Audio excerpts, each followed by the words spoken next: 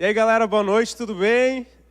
Espero que todos estejam bem. Eu estou bem, cansado, mas estou bem. E queria que a gente fechasse o olho rapidinho. Queria orar para a gente, né? Eu sei que o tio já orou, mas 2 orações tem mais poder, brincadeira. Mas quero orar de novo. Jesus, obrigado porque Tu és maravilhoso, Jesus. Jesus, não há nada como Te servir, como viver para Ti, não há nada como Te conhecer. Jesus, obrigado porque Tu nos deu propósito, sentido, Tu nos deu missão, uma missão que vale a pena viver. Jesus, nenhuma outra missão, a não ser aquela que vem de Ti, vale a pena viver, Jesus.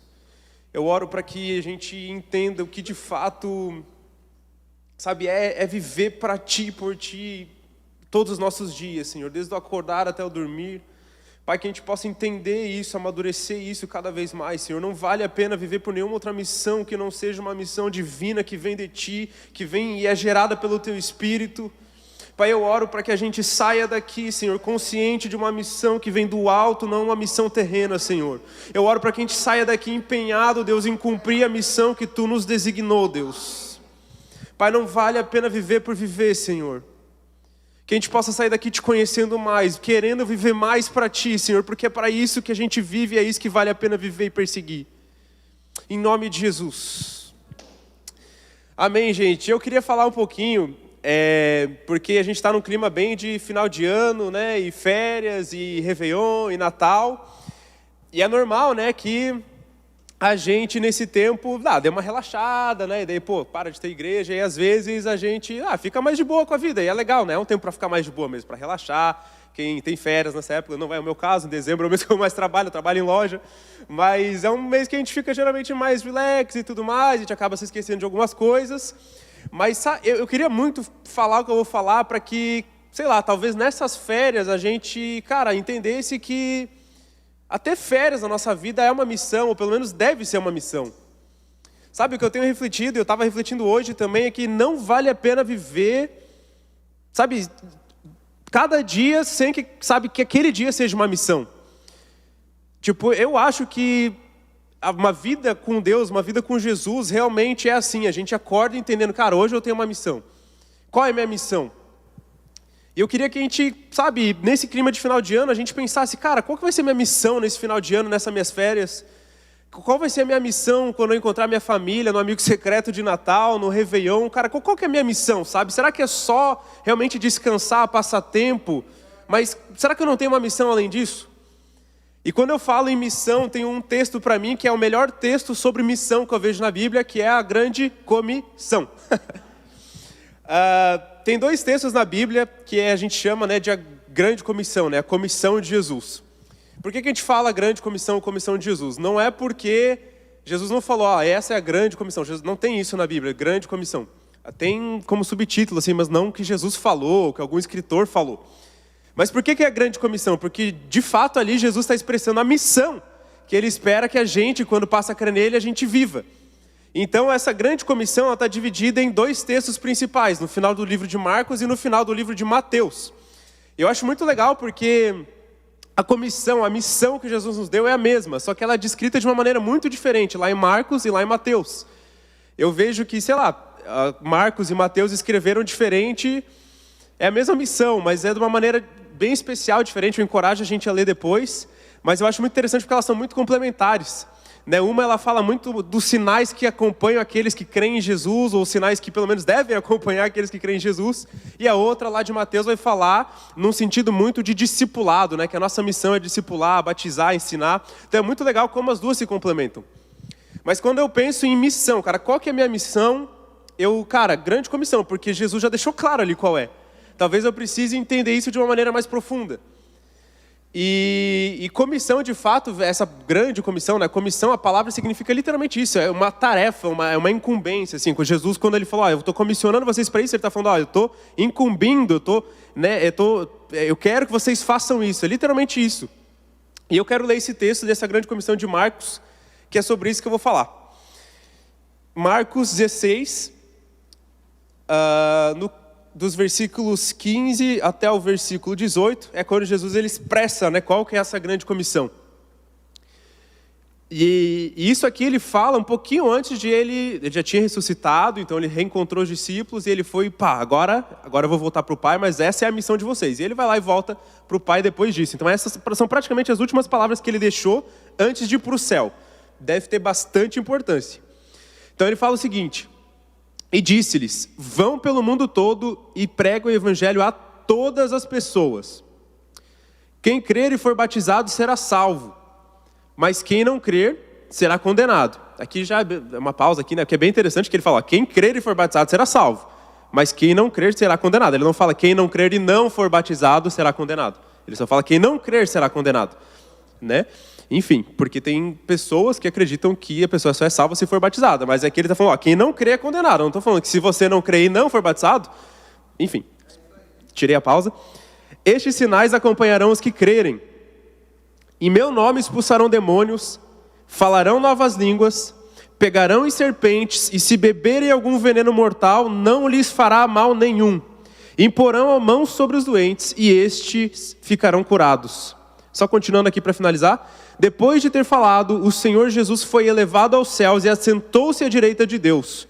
Então os discípulos saíram e pregaram por toda parte, e o Senhor cooperava com eles, confirmando-lhes a palavra com os sinais que a acompanhavam. Cara, esse texto tem várias coisas legais, né? Eu quero falar de uma... Não é bem isso, mas eu já começo falando aqui, vão pelo mundo todo e pregam o evangelho a todas as pessoas. Então isso já quebra aquilo que você já deve ter ouvido falar, algum evangelismo do tipo, eu não senti de falar para aquela pessoa, não, aquela eu senti de falar de Jesus. Eu passei por aquela pessoa e eu senti, não senti. Você pode até ter sentido ou não sentido, mas você já tem base bíblica para falar de Jesus para toda pessoa, seja uma pessoa que você nunca sentiu de falar ou que você sentiu. O mandamento é, fale para todas as pessoas. Quando a gente baseia, sentir vontade, não sentir vontade, a gente está baseando a nossa alma, né? Mas o Espírito, que é a palavra, já diz, é todas. Então, cara, eu vou fazer o evangelismo, mas eu não sei. Fala com a primeira pessoa que você vê, você então vai estar sendo guiado pelo Espírito, porque o Espírito já disse. Essa é a primeira reflexão. Mas o que eu queria refletir mesmo é sobre esses sinais aqui que Jesus fala, que acompanharão aos que crerem.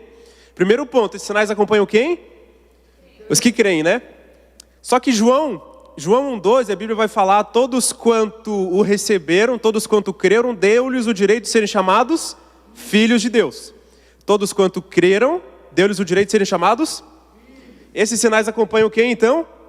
Os filhos. O que eu quero que a gente entenda aqui primeiro é que esses sinais, eles não são tanto um sinal de espiritualidade quanto de identidade. A gente é acostumado a pensar que esses sinais acompanham os mais espirituais, eles são sinais de unção, de dom, de poder, enquanto na verdade o que Jesus está falando aqui é que são sinais de identidade. Para viver esses sinais aqui, na verdade, a gente precisa saber mais quem a gente é do que buscar unção, poder e dons.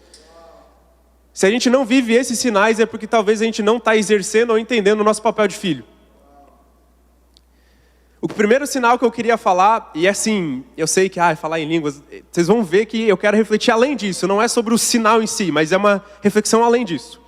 O primeiro sinal que eu queria falar aqui é quando ele fala, falarão novas línguas. Ele diz, olha, esses sinais vão acompanhar os que creem, eles vão falar novas línguas.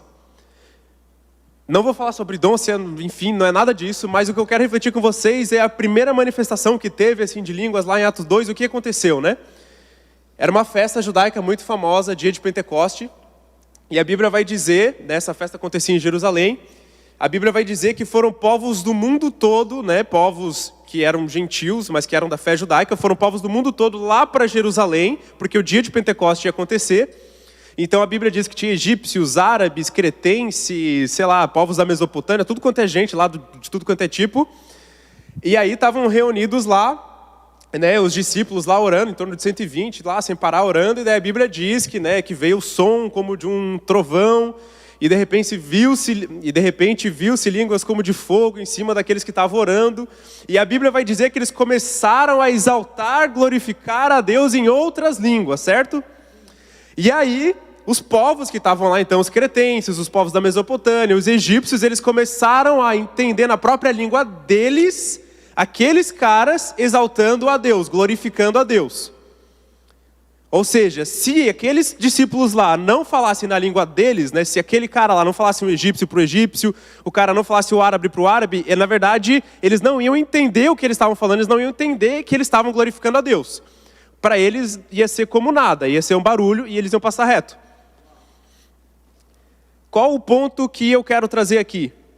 Que um dos sinais de alguém sabe que é filho de Deus, que entendeu que é filho, é que essa pessoa se dispõe a falar a mesma língua de pessoas que não são do mesmo povo.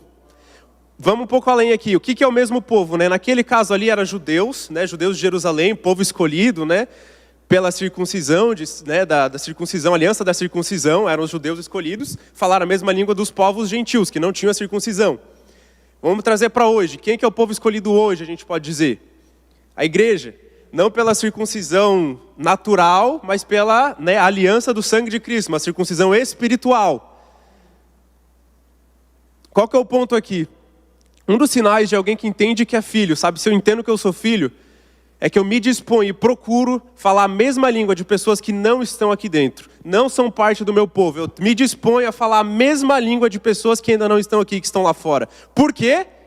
Porque talvez só assim elas vão entender a minha mensagem. Talvez só assim elas vão entender o que é a minha glorificação de Deus. Talvez só assim elas vão entender de fato o que é glorificar Deus e exaltar o nome de Deus. Só que o que é falar a mesma língua? É relacionamento. Esse é o ponto aqui. Eu acho que o que Jesus estava falando aqui era além só de se é sinal, se não é, rabaxê ou dom de línguas. É falar, se relacionar com povos que não estão aqui dentro ainda. Quando você for para essas férias, a primeira comissão que eu quero que você tenha é fale a mesma língua, se relacione com pessoas que não fazem parte do seu ciclo habitual cristão. Sabe, e falar a mesma língua não é fazer as mesmas coisas, né? É óbvio, mas é se relacionar. É isso que Jesus fazia. Jesus é o maior exemplo disso. Ele falava a mesma língua de todos os povos. Ele falava a língua de publicanos, de, prostitutas. Ele se relacionava. Por quê? Porque só assim elas iam entender a mensagem que ele carregava. O egípcio só entendeu o cara glorificando a Deus, porque aquele cara glorificou a Deus em egípcio. Se aquele cara continuasse falando a língua dele, se relacionando da maneira dele, eu não ia entender, eu não ia se converter como aconteceu em Atos 2. Sabe, prostitutas, mendigos, pessoas que estão fora, pessoas que fazem práticas que você, a gente precisa ter isso como missão diária. Eu preciso me relacionar com pessoas que não são do meu ciclo e achar uma maneira de apresentar o evangelho para essas pessoas. Esse é o primeiro sinal que deve acompanhar quem entende que é filho. Sabe, tem um texto na Bíblia que Paulo fala que eu acho muito legal, que Paulo falava assim, antes eu andava entre eles, né, se referindo a pecadores, mas hoje eu passo a andar com eles. Ele usa essas duas palavras, entre e com. Muito legal, que antes eu andava entre é fazendo as mesmas coisas, eu participava, eu era como eles. Hoje eu ando com eles, ou seja, você não faz mais as mesmas coisas deles, mas você anda com eles, por quê? Para influenciar.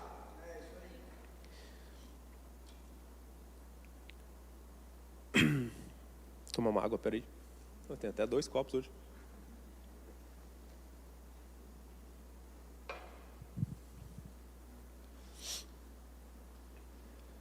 O segundo sinal ali, eu não estou falando em ordem, tá? Mas que ele fala de expulsar demônio, né? E claro, né? Expulsar demônio, beleza, sim, expulsar demônio, né? Essas coisas assim. Até vou contar, mas enfim. Eu até estava falando com o Tio esses tempos, teve uma época que tinha track de evangelismo na igreja, né, e tal, eu estava liderando essa track, e aí a gente decidiu, cara, se a gente conseguisse uma porta para evangelizar no presídio de Floripa, né, e daí tinha a Camila, que era, enfim, fazia parte da track também, e ela, cara, eu já trabalhei lá no presídio e tal, acho que eu vou conseguir uma porta, vamos lá, tal, eu consegui uma mensagem com o cara lá, vamos lá, consegui mensagem do diretor, vamos lá, a gente foi se reunir com o diretor do presídio, mas ele chegou lá e a gente descobriu que, na verdade, ele não era o diretor do presídio, ele era o diretor do hospital psiquiátrico do presídio. Ou seja, era um pouco mais fundo ainda o buraco. Era basicamente um presídio separado que ficavam os presos que tinham distúrbios mentais. Né? Então é o cara que, cometeu um crime sério, mas ele não podia ser preso no local normal porque ele tinha algum distúrbio. Então era o diretor dessa ala. E aí, a gente foi tentar portas para falar de Jesus lá, né? E deu certo. Na verdade, já tinha uma igreja que já fazia um trabalho lá, tudo mais. E, cara, exatamente no dia que a gente estava lá conversando com aquele cara, chegou o pastor dessa outra igreja, porque era o mesmo horário que a gente estava lá e ia ter um culto lá. E era exatamente na sexta-feira. Nas sextas-feiras eles iam fazer um culto. E daí, já vamos participar lá junto? Daí, não, bora participar, né? E aí chegou lá, entramos dentro do presídio normal. E assim, era lá dentro mesmo, abria, tinha policial lá, mas era os presos todos fora, assim, né? Todo de laranja, a gente ia no meio deles, era uma salinha, os caras tudo de boa, liberado. E daí era uma salinha, banquinho e tudo mais. E aí foi legal, né? A gente estava mais como assistindo para entender como é que era, né? E aí o pastor pregou, tudo mais. Falou, foi uma mensagem muito massa ainda. Curti pra caramba, assim, aprendi pra caramba. E os presos lá, bem comemorando, assim, bem uma pegada legal. Tinha uns caras meio diferentes também. Que é distúrbio mental, né? Então é um pessoal diferente. Mas, é basicamente... enfim. E aí o pastor fez um apelo lá no final, né? E daí, eu quero orar por cura, então, cara, se você tem uma enfermidade, vem aqui pra frente. Daí os presos foram lá, e aí eu ali só de canto olhando, daí o pastor, vem aqui, vem orar também, deu. Bora, né, tô aqui. Aí o primeiro cara que eu vim orar, e aí, cara, qual que é a sua enfermidade, o que você quer que eu ore, né?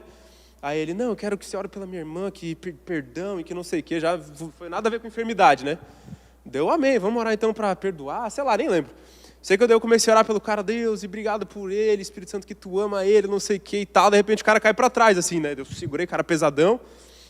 Aí o cara caiu no chão e começou a se tremelicar todo, assim, né? Aí eu não sei, né? Igreja meio pentecostal, eu pensei, pode ser Espírito Santo, sei lá, essas manifestações meio doidas que tem, né? Aí o cara começou, quase ter uma convulsão no chão, assim, né? Daí eu... meio estranho, né? Aí eu lembro que eu coloquei a mão no peito do cara... Cara, você tá me ouvindo, né? Porque eu comecei a ficar preocupado, o cara começou a tremer um monte, assim, você tá me ouvindo? Daí ele respondeu, sim, dessa maneira. Aí eu, sai em nome de Jesus, eu comecei ali, sai em nome de Jesus. E aí o cara lá, tremendo, aí eu comecei a ficar com medo, óbvio, né? Porque eu pensei, meu Deus, vai vir uma ambulância aqui, ou vai vir um policial, e o que aconteceu com o cara? Mas enfim, continuei orando, em nome de Jesus, sai e tal, e fiquei ali um tempo, uns 10 minutos. Daí de repente saiu, ele ficou paradão, e aí voltou pra vida, assim. Enfim, e o demônio foi expulso. Então foi legal, foi glória a Deus, foi uma experiência, né? Então esse tipo de sinal também acompanha. E o mais legal, sabe o que é o mais massa, né? Que daí depois a gente começou a fazer uns evangelismos lá. Daí um mês depois eu voltei lá. E aí eu preguei e daí eu fiz um apelo de cura também. E aí o mesmo cara foi lá na frente. Mas dessa vez não era pela irmã. Ele chegou, ora aqui pela minha mão. Deu, nossa, o que aconteceu dele? Tá paralisada. E tava totalmente paralisada assim. E eu, amém, né? Então tá.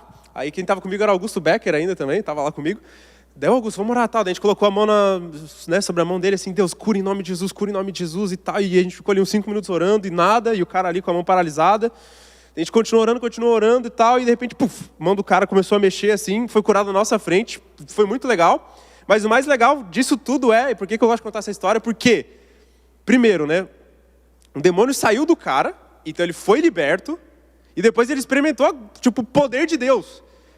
Cara, isso é maravilhoso. Primeiro ele sai o demônio, então a libertação é feio, né? Essas coisas que a gente, demônio, não sei o quê, mas é muito lindo quando você vê que a pessoa foi liberta, ela tinha um demônio dentro dela. Então, é muito glorificante ver alguém ser liberto. Mais ainda se o cara pôde experimentar o poder de Deus depois. E o mais legal é que depois ele ainda saiu do presídio por bom comportamento, eu fiquei sabendo 1 ou 2 semanas depois. Então o cara saiu do presídio sabendo, né, eu sabendo, né, que saiu um demônio e pelo menos ele conheceu um pouquinho do poder de Deus. Então, cara, é muito massa. E por que eu contei essa história? Porque sim, esse sinal acompanha quem crê, mas o sinal que eu quero falar não é esse. O sinal que eu quero falar, né, que o que eu acho que Jesus estava querendo dizer também quando ele falou, em meu nome expulsarão demônios. É que a gente precisa entender, quando a gente tem uma identidade de filho, que não só expulsar demônio, mas a gente expulsa a influência maligna nos lugares onde a gente pisa. O que Jesus estava falando é muito além disso, é você entender, se você entende que você é filho, você vive como filho, aonde você pisa deve haver luz, a influência maligna que está sobre aquele local tem que sair, não existe outra opção. Isso inclui trabalho, isso inclui faculdade. Sabe, eu estou finalizando aí um ciclo que eu gerenciei, estou gerenciando aí numa loja de mais ou menos 40 funcionários, faz 2 anos e 2 meses que eu estou, vou fazer o último mês porque eu vou transitar de área. E, cara, era uma loja que quando eu cheguei o clima era muito pesado, assim mesmo, sabe, cara? E com colaboradores mal educados, um clima tenso, assim. Era tenso. E, cara, se eu não tivesse tido esse entendimento de que, cara, tem que mudar as coisas aqui. Claro, né, que falando assim hoje é fácil depois de 2 anos, mas, cara, é tenso, dá vontade de desistir, né, minha esposa sabe, é pesado. Mas, cara, se eu não tivesse essa mentalidade de que, cara, eu carrego algo que precisa mudar esse lugar, e óbvio, isso envolve demissão, feedbacks, né, gestão, mas existe o espiritual também. E, cara, hoje a loja é outra, todo mundo fala, tanto clientes quanto meus chefes, entre aspas, todo mundo, a loja é super massa hoje, vai super bem, e 2 anos e 2 meses depois, mas, cara, se eu talvez tivesse desistido nesse meio caminho, se eu não tivesse esse entendimento, sabe, a gente precisa ter esse entendimento que o que Jesus está falando aqui, um sinal, cara, de que que tem que acompanhar a minha vida é: os lugares que eu vou precisam ser influenciados. Eu não posso me contentar em estar em um lugar sem pelo menos almejar que aquela influência que está sobre aquele lugar mude porque eu estou lá. Eu preciso entender que alguma coisa que eu carrego precisa influenciar, estar sobre o lugar que eu estou. Tem um cara chamado Abraham Kuyper, que esse cara, você Deus conhece, a gente já falou sobre ele, mas esse cara ele foi o primeiro-ministro da Inglaterra. Mas o mais legal é que esse cara, na verdade, ele foi pastor. Ele foi teólogo, um teólogo super renomado, fundou até o pai do neocalvinismo holandês, que é uma teoria teológica aí. E esse cara chegou a um certo momento que ele abandonou o ministério pastoral. Ele decidiu sair do ministério pastoral para se dedicar ao meio acadêmico.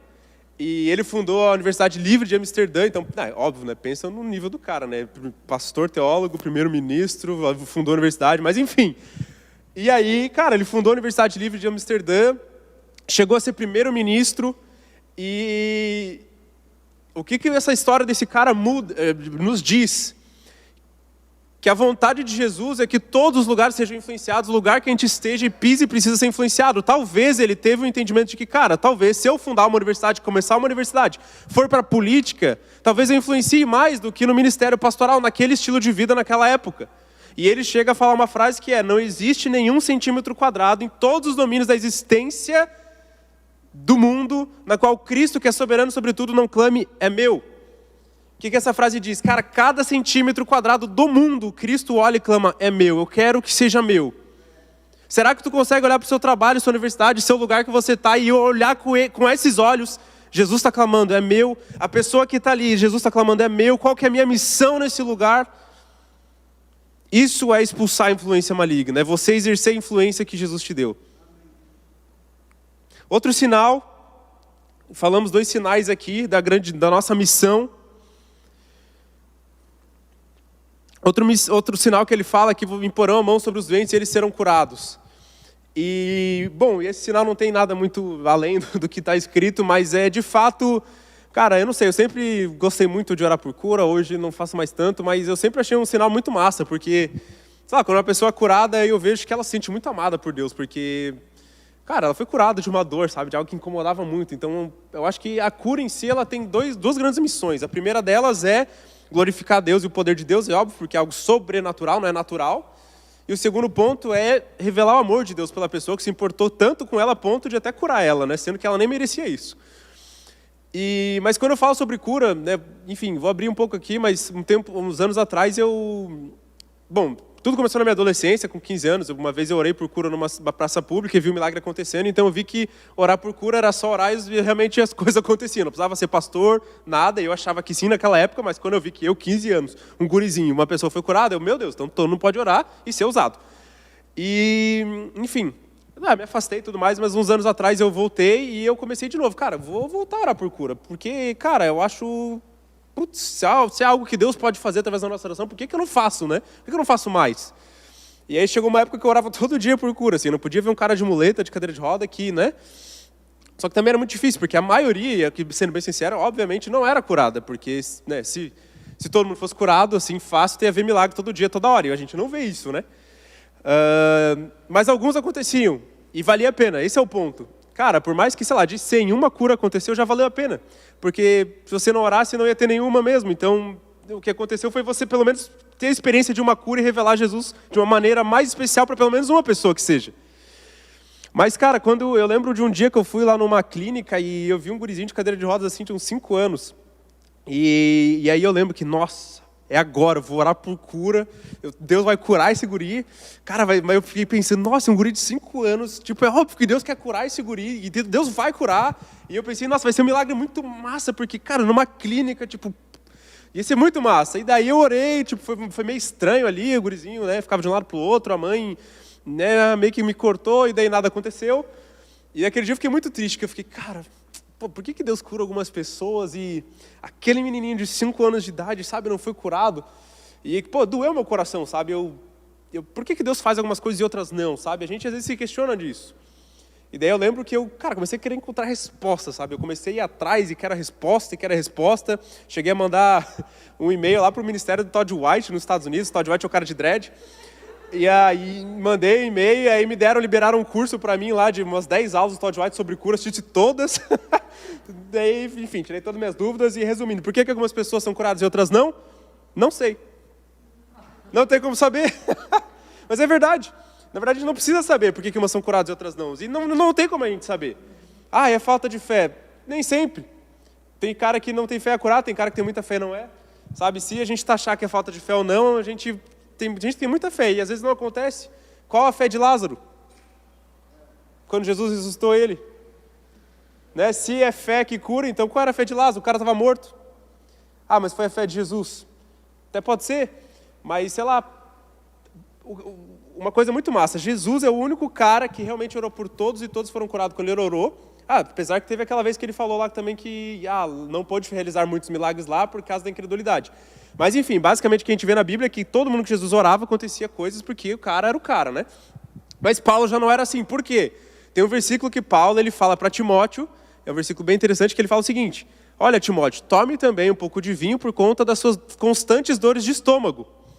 Ou seja, o próprio Paulo, pai na fé de Timóteo, fala para Timóteo, cara, você tem dor de estômago e tudo mais, toma um pouco de vinho, como se fosse um remédio, né? Não incentivando a beber vinho como... Enfim, vocês entenderam. Mas o ponto é, com certeza Paulo deveria ter orado por ele algum dia. Meu Deus, cara, era Paulo, e era o pai na fé de Timóteo. Então até o próprio Paulo pode ter acontecido de ter orado e não ter visto curas, né?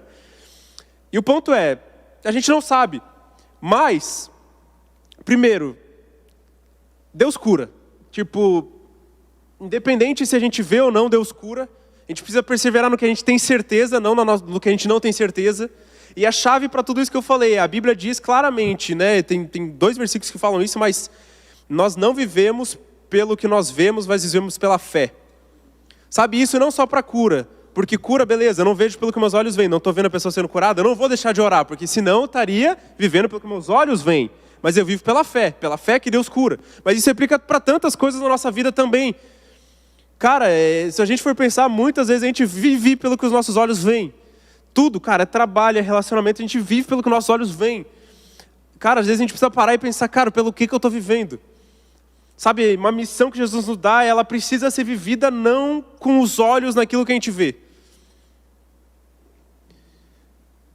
Para fechar esse sinal, mas eu queria realmente incentivar que a gente não se esquecesse de orar por cura. Hoje eu oro menos, mas até às vezes eu nem oro por isso mais, mas eu lembro de coisas que aconteceram e eu, cara, como era legal, intenso, sabe, ver o milagre acontecendo, não existe nada mais, sabe, não existe nenhum privilégio maior que você vê, sabe, que nem aquele cara, aquele testemunho que eu contei, e ver um demônio saindo, depois ver aquele cara sendo curado, sabe, essa experiência que aquele cara teve, não existe nada mais puro, mais lindo do que isso. Então, sei lá, ouse, sabe, se ouse a orar por cura algum dia, se não curou, por algum amigo, por uma pessoa na rua. O máximo que vai acontecer é essa pessoa não ser curada, mas ainda assim ela vai se sentir amada, porque um estranho parou para orar por mim. Quem é que faz isso? Cara, ainda assim, se a pessoa não for curada e talvez você seja taxado de lunático, sei lá, ainda assim valeu a pena, porque a pessoa vai olhar e pensar, meu Deus, nunca ninguém fez isso, nunca ninguém me deu nada de graça, quanto mais orar por cura, meu Deus, muito obrigado. Ela vai se sentir amada, ela vai pensar nisso, com certeza. Amém? Amém? Último sinal que a Bíblia vai falar, que Jesus vai falar é: e pisarão em serpentes, e se beberem veneno mortal, não lhes fará mal nenhum. De fato, isso aconteceu com Paulo, né? A gente vê lá na ilha de Patmos, é isso? Johnny? Lá na ilha de Patmos, ele foi, né, mordido por uma serpente super venenosa lá, que matava todo mundo. O cara chacoalhou, jogou no fogo, continuou pregando. Os caras ficaram, meu Deus, quem que é esse cara? E ele não morreu. Então, de fato, isso se cumpriu logo depois que Jesus falou. Mas o que eu entendo desse sinal aqui é muito além disso, sabe? De beber um veneno mortal, de ser mordido por uma serpente. A gente não vê isso frequentemente. Com certeza em outros países acontece, a gente só não sabe de tipo milagres de Jesus desse nível. De, sei lá, um escorpião mortífero pegar uma criança lá e pela fé nada acontecer, que não tem acesso ao hospital, com certeza. Não é a nossa realidade. Mas o que eu creio que Jesus está falando aqui vai muito além disso. O que Jesus está falando aqui, para mim, no meu entendimento, é, cara, entenda que se você vive como filho, se você é filho, nada, absolutamente nada, vai te parar e te impedir de chegar no lugar que eu planejei que você chegasse. O veneno mortal, uma serpente, nada mais é do que algo que está querendo te impedir de chegar no lugar que você chegaria. Porque Jesus está falando, cara, quanto mais você entende que você é filho, mais você entende que nada te impede de chegar no lugar que Deus quer que você chegue. Sabe, não é depressão, não é transtorno emocional, não é, sei lá, sentimento homossexual, coisa assim que às vezes a gente pensa, meu Deus, eu nunca vou viver talvez uma coisa porque eu tenho isso, porque eu luto com isso. Mentira. Esse texto para mim é muito forte, eu já falei isso outras vezes, mas né, eu lutei assim com o transtorno obsessivo compulsivo 20 anos da minha vida seguidos e eu sofri muito, muito mesmo, assim, cara, era um negócio muito ruim, era meu espinho na carne. E eu sempre achei que, cara, nunca ia viver coisas legais com Deus, talvez nunca nem estaria pregando, sei lá, porque o toque ele é um transtorno muito incapacitante, assim, pela psiquiatria, é um dos transtornos mais incapacitantes que existe, assim como a depressão, mais ou menos no mesmo nível. E eu pensava, cara, eu nunca vou viver o que Deus tem planejado para mim, o que talvez, sei lá, um dia Deus já falou, o que um profeta um dia já falou, porque isso é muito incapacitante. Mas, cara, isso é mentira, porque a Bíblia está dizendo, cara, mesmo que seja uma serpente, um veneno mortal, isso não pode te impedir de chegar nos lugares que Deus quer que você chegue. Não vai me impedir, talvez na sua vida é um transtorno emocional, sei lá, alguma coisa, e isso constantemente vem à sua mente para que você pense que não vou chegar, não vou conseguir, e é mentira. Quando você lê esse texto, pense nisso. Cara, se Jesus falou que uma serpente, um veneno mortal não para, por que eu acho que isso me para? Sabe, nessas férias, talvez, quando você se encontrar nisso e, cara, ficar nessa e entrar em noias, lembre-se disso. Não deixe isso te parar.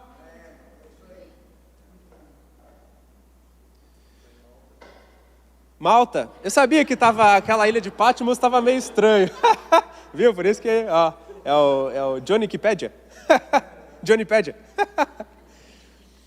Sabe, gente, o que eu não quero me delongar, mas eu queria que a gente realmente entendesse, cara, esses sinais. Será que isso tem nos acompanhado de fato? Será que a gente tem tido esse entendimento mais profundo? Será que a gente tem se relacionado com pessoas além do nosso ciclo? Sabe, até a Mari, ela veio hoje e falou de, cara, comunhão é muito bom, não sei o quê. Cara, de fato é muito bom. Tem um texto, deixa eu ler aqui, lembrei agora. 1 Coríntios 11, 26, eu vi Francis Chan, que é um pastor muito massa, ele falou um dia desse texto de uma maneira que eu nunca sequer tinha ouvido, e aquilo, cara, abriu minha mente. Ele fala o seguinte, e está falando sobre ceia, tá? Paulo está falando sobre ceia, olha que versículo doido. Porque sempre que comerem deste pão e beberem desse cálice, vocês anunciam a morte do Senhor até que Ele venha. O que Paulo está falando aqui? Ó? Sempre que comerem desse pão, beberem desse cálice, ceia, vocês anunciam a morte do Senhor até que Ele venha. O que é anunciar a morte do Senhor até que Ele venha? Evangelizar, falar de Jesus, testemunhar. O que Paulo está falando aqui? Que ceia testemunha Jesus. Ceia é um evangelismo. Por quê? Porque ceia é comunhão. Na Bíblia, ceia não era tipo só pegar um pãozinho, um vinhozinho, né? Por mais que seja válido, na verdade, ceia naquela época era a galera indo na mesa, comendo pão, bebendo vinho, comunhão, todos juntos. E aquilo anunciava Jesus. Por quê? Cara, para mim o maior evangelismo da igreja não é nem o louvor, nem a palavra, é a comunhão. O maior evangelismo da igreja é alguém de fora chegar aqui e ver, caramba, essa galera se relaciona como em nenhum outro lugar do mundo. O maior evangelismo da igreja é um cara chegar aqui e, meu Deus, eles se amam sem pedir nada em troca um para o outro, eles se ajudam, eles oram um pelos outros, eles se ajudam na necessidade, eles se alegram na felicidade, e eu não encontro isso em nenhum outro lugar. Por isso que Paulo está falando a ceia, que é a comunhão, aquela comunhão de mesa, de um olhar para o outro, de trocar o pão, o cálice, aquilo anuncia Jesus. Sabe, a gente precisa entender que quando a gente vem aqui, a gente também tem uma missão de estar em comunhão. Uma pessoa que vem de fora, a gente precisa aqui ser usado por Deus para revelar Jesus na comunhão com ela também. Sabe, em momentos de conecte-se, vá com aquela pessoa que não conhece Jesus, talvez aquele cara que está vindo pela primeira vez. Sabe, eu talvez só estou aqui hoje porque eu lembro que quando eu comecei a vir, a primeira vez que eu fui na igreja foi no casamento do Johnny e da Amor. Mas desde lá, o Fih, cara, irmão, né? O Fih, enfim, ele grudava em mim e não deixava eu ficar sozinho de maneira nenhuma. E eu era muito tímido, muito assim, nossa, era tenso. E aí, timidez era uma outra serpente que eu achava na minha vida que me impedia aí, ó. Né, eu tipo, talvez me olhando parece que eu não sou tímido, mas eu tenho um pouquinho, já fui muito mais, mas é algo que limita muitas pessoas. E enfim. Voltando, né? Mas o que eu estava dizendo? Cara, talvez se não fosse o Fih ter investido tempo em mim, naquele estranho, mostrar o que é comunhão de fato, que é ficar conversando ali. Não vou deixar você ficar sozinho. Eu não quero que você fique angustiado, não quero que você fique sozinho. Cara, eu tenho certeza, se não fosse ele e outras pessoas também foram usadas, assim, que insistiam, eu não estaria aqui hoje, porque o que me fez buscar Jesus no início foi isso. Pessoas, cara, por que eles estão insistindo em falar comigo, sendo que eu sou tímido e, cara, estou me sentindo amado. Sabe, leve isso para você. O maior evangelismo da igreja é a comunhão. Sabe como a gente tem refletido isso aqui no GV? Como temos refletido essa comunhão para quem vem de fora? Será que quando a pessoa entra aqui, ela vai desejar isso e vai olhar, caramba, será que esse vai ser o testemunho que a gente tem? Sabe, qual é o testemunho que a gente está dando para essas pessoas? Sabe, isso é falar outras línguas. Essa comunhão é a gente se relacionar com pessoas que não são do nosso ciclo, do nosso povo. Orar por cura, expulsar a influência dos lugares que a gente está, ter um entendimento do que é de fato ser filho, que é influenciar onde a gente pisa.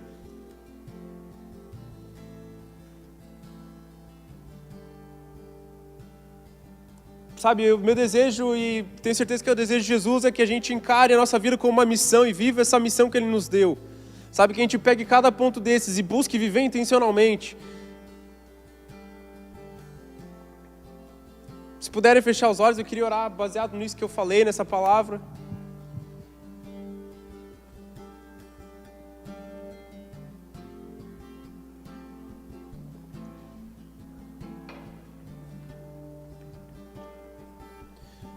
Jesus, qual que é o testemunho que a gente tem dado a respeito de Ti, Jesus? Pai, nós queremos ser testemunhas, Deus, aqui dentro, lá fora, onde a gente pisa, Senhor. Qual é o evangelho que a gente tem vivido, Deus? Qual é o tipo de testemunho que a gente tem sido, Deus? Oh, Pai, misericórdia, porque a gente vive, às vezes, como se tivesse muito tempo a perder, Senhor. Eu vivo assim. Pai, tenha misericórdia, Deus. A gente não tem tempo a perder para viver uma vida que não é intencional, Senhor. Pai, a gente não tem tempo para perder, para viver umas férias, um dezembro, um janeiro, um fevereiro, que não é intencional, Senhor. Eu oro para que esses sinais aqui que foram falados, Pai, sejam vividos na vida de cada um aqui, na minha também, Pai, nessas férias, nos próximos meses e na nossa vida, Deus. Pai, que cada vez faça menos sentido, Deus, viver sem uma missão, sem uma comissão. Eu oro para que Tu use cada um aqui, Deus, como eles nem imaginam, Pai, nesses próximos meses, Deus. Eu oro para que a gente busque ser usado, Pai, por Ti. Aproveitar que talvez a gente tenha mais tempo livre para ser mais usado, Deus. Pai, nos enche do Teu Espírito, nos capacita, Senhor. Tu és muito bom, Deus. Pai, obrigado pela vida que Tu nos dá, Pai, uma vida que vale a pena viver, Senhor. Em nome de Jesus.